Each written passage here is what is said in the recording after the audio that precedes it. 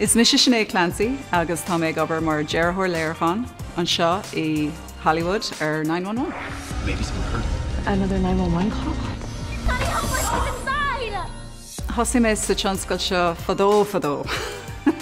Bhí méid staidir hús a bliain in CD agus bhí tionchar mór ag an staidir sin má Gairm. Mar hampla bhí orm staidir dhéanamh faoi spásanna 3D, dúltach agus dearfach, solas agus d'arcadas. Rudaí atá an tám gclár sa tionscal seo.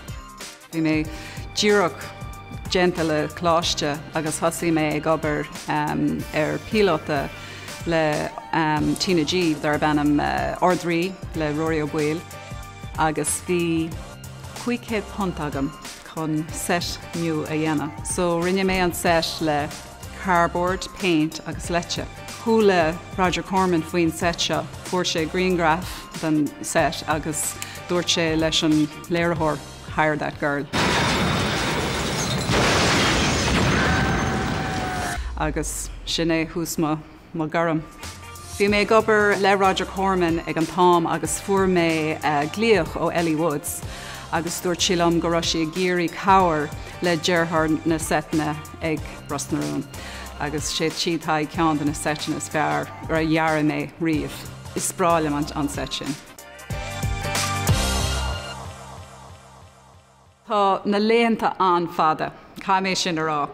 So tosnaí mé ar maidin éirí mé ag leathair tréise cearr, agus caiimí bheith ar an bóthir ag leathair tréise cuaig. Tosnaí mé ag obair ag 6 ar maidin. Agus an sin, thaga mé go dtí má obair agus bula mé le ar dús má stúrthóir Alína, agus síon mé síos lob agus ben mé ná an cant le an bhfuil an set seo, thógáil, nuair tá lá planáils amach agin, caiim mé dul go dtí na siúnéirí agus Canslób. So tá timpeall fé daoine I marranóg agus caiim mé a bheith cínte go bhfuil colathóirt ag obair an tám go léir, mar just unit.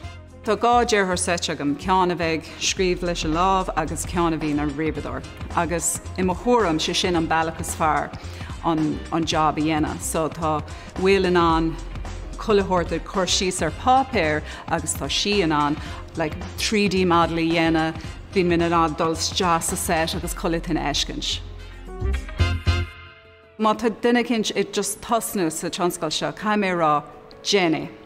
Tá an taithí mar a chéine, má tá tú ag obair néireann nó má tá tú ag obair an seo. Tá sé mar a chéine, tá an caiideán féin mar a chéine.